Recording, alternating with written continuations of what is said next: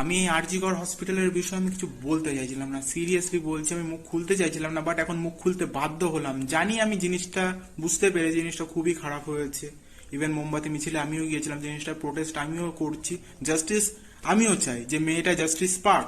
But কিছু কিছু মেয়েরা এমন এমন কথা বলছে না, সিরিয়াসলি বলছি, এই জিনিসটা যদি কোনো ছেলেদের হয়ে থাকতো, ছেলেদের ক্ষেত্রে হয়ে থাকতো, এমনকি মোমবাতি মিছিল বেরোতো? আমার কোয়েশ্চেন একটাই, এমনকি কোনো নিউজ চ্যানেল কভার করতো?